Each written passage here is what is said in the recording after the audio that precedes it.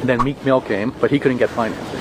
Meek Mill couldn't give him financing? They don't. These guys, they're full of shit. Yeah, they're full of 50 Cent is rapidly exposing Meek Mill for being broke. On top of that, a realtor exposed that Meek Mill got denied financing for a $5.2 million house, the same house Jalen Hurts nearly bought without blinking. The internet exploded. But the real story isn't about one house. It's about what the banks saw that we didn't.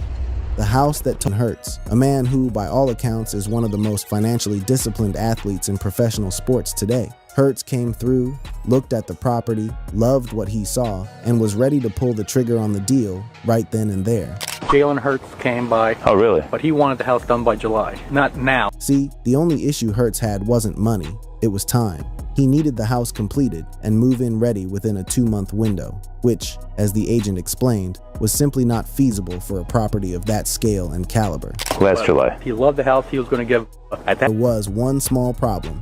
Actually, there was one enormous career-defining, reputation-shattering problem. Then Meek Mill came, but he couldn't get financing. Meek Mill couldn't give him financing? They don't. These guys, they're full of shit. Yeah, they're full of shit. Let that sink in for a moment. Meek Mill, the rapper who has spent years flexing on Instagram, posting pictures of luxurious men in American sports. The implication being that if Meek truly had the connections and the relationships he flaunts so publicly, surely someone in that circle could have helped him close the deal. And yet there he was, denied by the bank, exposed by a realtor, and trending on every social media platform for all the wrong reasons. Now, social media absolutely ran with this story. Users on X, formerly known as Twitter, amplified the clip relentlessly, using it as ammunition to highlight what they saw as the fundamental difference between athletes and entertainers when it comes to real, verifiable wealth. The conversation quickly shifted from being about one house to being about an entire culture of illusion. The idea that rappers project images of extreme wealth without actually having the financial foundation to back any of it up. Critics online pointed out that Meek's inability to secure a mortgage despite an estimated net worth of around $20 million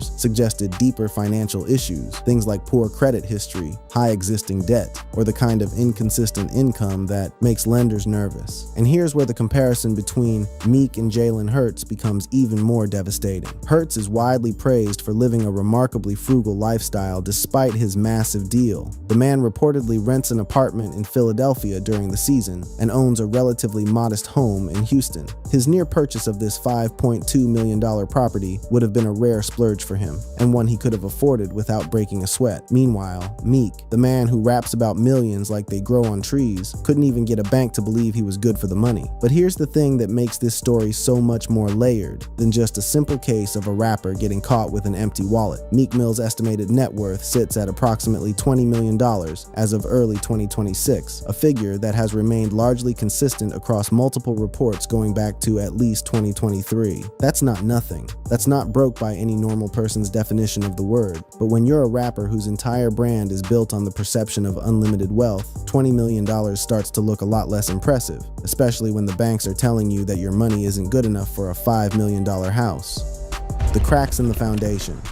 Now, to truly understand how Meek Mill ended up in a position where a real estate agent could casually drop his business on a YouTube clip and have the entire internet questioning his bank account, you have to go back, way back, to the series of financial body blows that have been quietly chipping away at Meek's empire for years. Because this isn't a story that starts and ends with one denied mortgage application. This is a story about a man who has been fighting an uphill battle against the system, the industry, and sometimes even himself for the better part of 2 decades. Let's start with the legal troubles, because if there's one thing that has defined Meek Mill's adult life more than his music, more than his relationships, more than his beefs, it's his seemingly never-ending entanglement with the criminal justice system. It all traces back to January 24th, 2007, when a 19-year-old Meek was arrested by Philadelphia's Narcotics Field Unit on charges of assault, drug possession, and illegal gun possession. Meek has always maintained that officers used excessive force during that arrest, claiming they used his head as a battering ram to enter his home, and what followed from that single arrest was a 12-year odyssey through the courts that would drain his finances, interrupt his career, and fundamentally shape the trajectory of his entire life.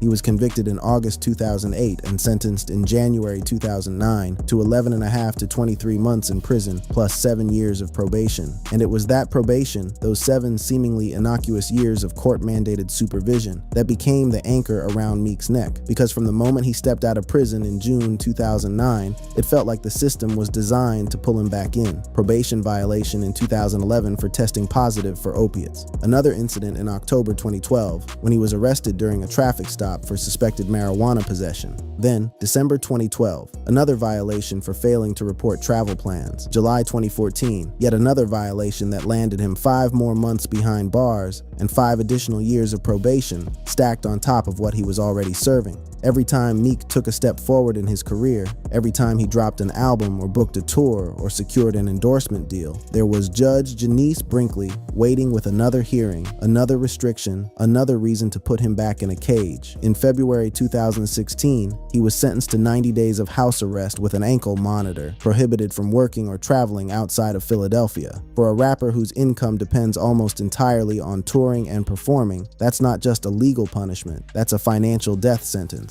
And then came November 2017, the moment that turned Meek Mill's legal saga from a personal nightmare into a national conversation. He was sentenced to 2 to 4 years in state prison for probation violations, including a failed drug test and non-compliance with travel restrictions. The outcry was immediate and deafening. Jay-Z, Kevin Hart, and dozens of other celebrities rallied to his cause. The hashtag #SotYourFreeMeekMill trended worldwide. And when he was finally released in April 2018 after the Pennsylvania Supreme Court ordered his bail, it felt like a cultural moment, a vindication not just for Meek, but for everyone who had ever been trapped in the revolving door of America's probation system. But here's what people don't talk about nearly enough. The financial toll of all of this was absolutely catastrophic. Meek reportedly spent upwards of $30 million on legal defense, appeals, and related costs over the decade-plus saga. $30 million. Think about that number for a second. That's more than his entire estimated net worth today. And that doesn't even account for the tens of millions more he lost in potential earnings from tours he couldn't do, albums he couldn't promote, and collaborations that fell through because he was either behind bars or under house arrest. One flight change due to weather, a technical probation violation, reportedly cost him over $30 million in lost income alone. And even after the legal nightmare officially ended in August 2019, when he pleaded guilty to a misdemeanor gun charge that resolved the case with no further penalty, the financial aftershocks kept coming. In February 2025, Meek was contesting a $2.8 million IRS tax bill from 2013, claiming he only earned $2 million that year. When the IRS is coming after you for more money than you say you made in an entire year, that tells you something about the precariousness of the financial tightrope these artists walk. And then there's the industry side of things, the part of Meek's financial story that might be even more infuriating than the legal system's abuses. Meek has publicly accused Jay-Z and Roc Nation of failing to honor a $55 million agreement tied to his Dream Chasers label partnership. According to Meek,